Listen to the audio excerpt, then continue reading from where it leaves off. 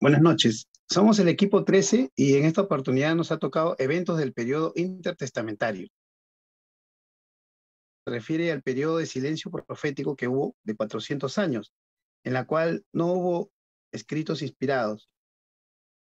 Comprende desde el último profeta Malaquías hasta el profeta Juan el Bautista. Si bien es cierto que no hubo lo que es profecía, pero sí hubo grandes eventos históricos. De esos son los que nosotros vamos a hablar en esta oportunidad. Vamos a empezar con el Imperio Persa, que se originó en el siglo VI a.C. El Imperio Persa aplastó al Imperio Babilónico. Esto favoreció enormemente al pueblo judío, ya que los persas eran mejores regentes y eran más tolerantes con los grupos y prácticas religiosas. Y fue usado Ciro el Grande para que pueda liberar al pueblo judío y reedificar el templo y los muros de Jerusalén. Para finalizar, vamos a hablar sobre el Imperio Griego.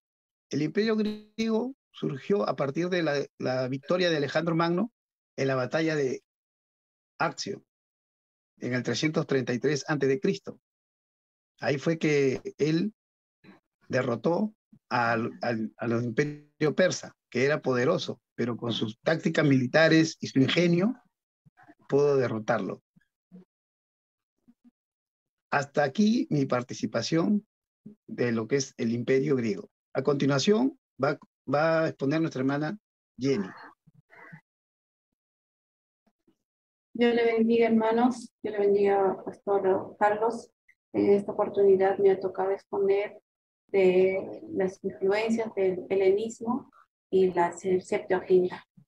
Bueno, este imperio griego comienza con Alejandro Magno, ¿no? Que conquistó el griego, ¿no? Influenciando ese idioma, ¿no? En todo el mundo, sometiendo también sus costumbres, sus dioses, ¿no? Que en toda Europa y el occidente, ¿no? A todo esto, pueblo judío se vio, ¿no? Que había muchos abusos en ellos, ¿no? Que, que la mayoría de ellos, ¿no? Se rebelaron a todo este abuso. Y por ello, esto causó la mayoría de estos, eh, para asegurarse, procurar la perseverancia de la identidad del pueblo judío, implementando aulas, escuelas para niños, ¿no? Ahí es lo que empieza la Septuaginta, ¿no? Con los 72 eruditos, ¿no? Que traducieron, ¿no? ¿Cómo se llama? De este idioma griego, ¿no? Y del Nuevo Testamento, ¿no? Y así eso les ayudó bastante, ¿no? A que anunciaran la palabra de Dios en todos los pueblos y en todos los lugares que ellos se han extendido. Bueno, esto ha sido mi participación. Dios le bendiga. Amén, Dios les bendiga. Continuamos con otra breve historia acerca de un gran personaje de gran relevancia que se llamó Antíoco IV Epifanes. Vamos a empezar hablando de un personaje que se llamó Antíoco IV, ¿verdad? Fue rey de Siria, fue hijo de Antíoco también. Este rey fue malvado y cruel. Se creía que era el anticristo. Se autonombró Epifanes, que su nombre significa Dios manifestado. Fue tan despreciado por los judíos y otros súbditos. Invadió Judá, tomó Jerusalén, profanó el templo, hizo una gran matanza de judíos. En total dio muerte 80,000 judíos. Aparte de eso, tomó 40,000 judíos para su ejército y vendió otros 40,000 como esclavos. Prohibió el judaísmo e intentó establecer el culto a los dioses griegos. Introdujo la helenización, o sea, su cultura. Sí, la impuso. De unir a todos los súbditos bajo un solo idioma, una sola ley y una sola religión. Prohibió los sacrificios, ordenó destruir las copias de la ley tanto que él mismo sacrificó un cerdo en el templo. También profanó el templo y lo saqueó, llevándose una gran parte de utensilios, y prohibió a los judíos practicar las actividades religiosas del sábado. Levantó un altar a Zeus en el recinto del templo, instaurando la abominación de la desolación. De ahí se inició la independencia macabea en el año 167 al 63 a.C. Las atrocidades de Antíoco Epifanes provocaron la rebelión del sacerdote Matatías, y Judas, siendo su hijo que quedó al frente de la rebelión. En el año 164, junto con sus hermanos, hizo la guerra a Antíoco Epifanes. Después de un rito de la purificación, el templo fue dedicado nuevo para el culto a Dios, y de esta forma fue como la independencia macabea, en la revelación de Antíoco Epifanes, ganó esta batalla. Esta es mi participación. Dios les bendiga.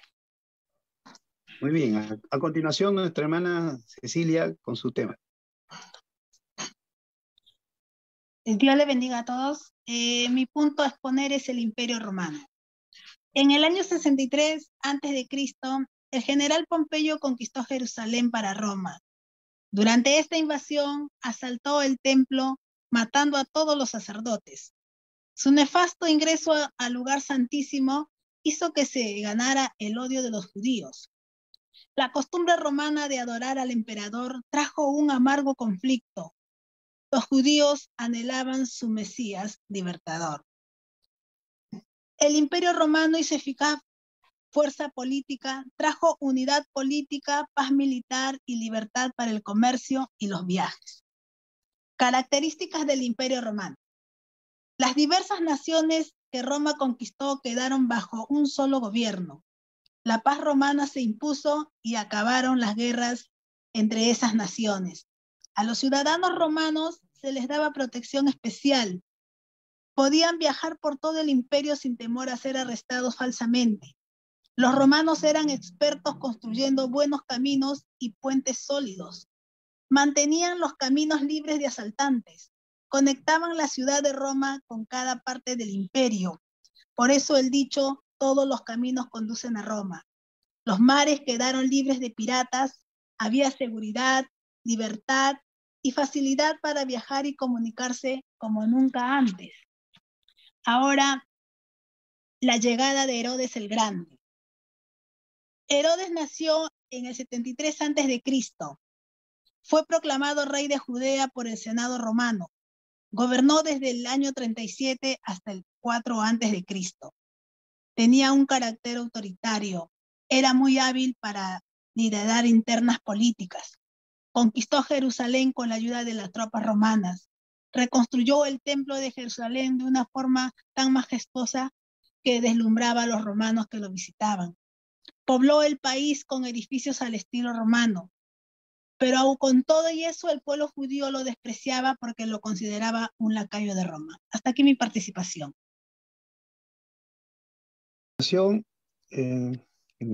Con su punto que le ha tocado el pastor Luis Mesa. Dios le bendiga, pastor Carlos Condori, y a todos los compañeros. Mi tema son los grupos religiosos en la época, los fariseos. Siempre se sintieron orgullosos de ser el pueblo escogido de Dios, y el significado de la palabra fariseo significaba separado, y también se le podría también considerar con ese adjetivo de la hipocresía, ¿no? Eran guardadores estrictos de la ley y las tradiciones, ¿no?, que habían heredado, y tuvieron bastante respaldo también de los escribas en la interpretación y la forma de aplicar a la vida diaria, a la vida misma de la nación, los mandamientos. Ellos sí creían en la existencia de los ángeles, espíritus, y en la resurrección de los muertos. También eran muy pulcros, muy ritualistas, y muy exigentes en cuanto a los diezmos y a las tradiciones. Los saduceos es otro grupo que aceptaba la autoridad de la ley, pero sin embargo rechazaban la hipocresía de los fariseos, ¿no? Tampoco creían en los ángeles ni espíritus, ni en la resurrección de los muertos, y fueron muy influenciados por la cultura helenística de la época. Eran religiosos, pero también muy involucrados con la política, ¿no? No les agradaba que les cobraran los impuestos. Vienen los esenios, por último, fueron una reacción, fue un grupo que manifestó el rechazo hacia la falsedad y la hipocresía de los fariseos, ¿no? Y también ante la mundanalidad o la mezcla que había en la religión saducea, ¿no? Por lo tanto, ellos se apartaron a hacer una vida más consagrada, menos involucrados en política y en cosas así. Y podríamos decir que fueron gente que buscó la oración, la piedad, ¿no? Y todo esto, pues, es lo que marcó diferencia de este grupo religioso. Esa es mi participación, que Dios los bendiga.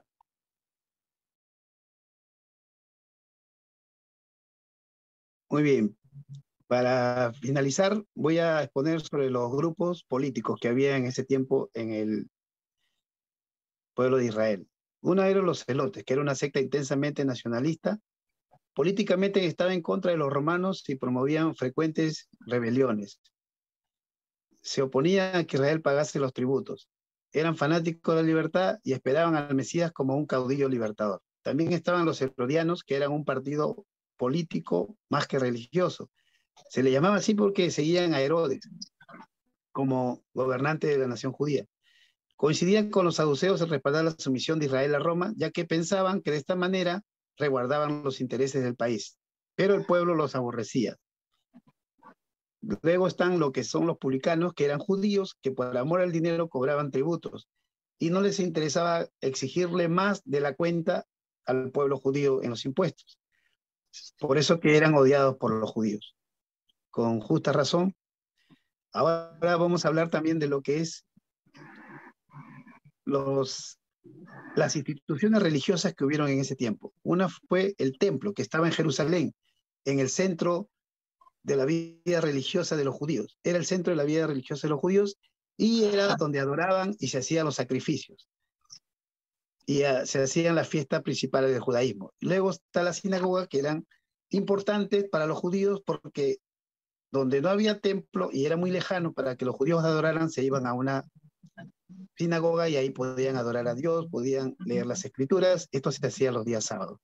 Y por último, tenemos lo que es el Sanedrín, que es el cuerpo gobernante judío que surgió en el siglo III a.C. y funcionaba en Jerusalén. Estaba compuesto por 70 miembros, sacerdotes, nobles saduceos, algunos fariseos, escribas y ancianos, bajo la presidencia del sumo sacerdote. Tenía una autoridad más que todo en asuntos religiosos. Hasta aquí nuestra participación del grupo, el equipo 13. Agradecemos la atención al profesor Carlos Condori y que Dios le bendiga. Muchas gracias.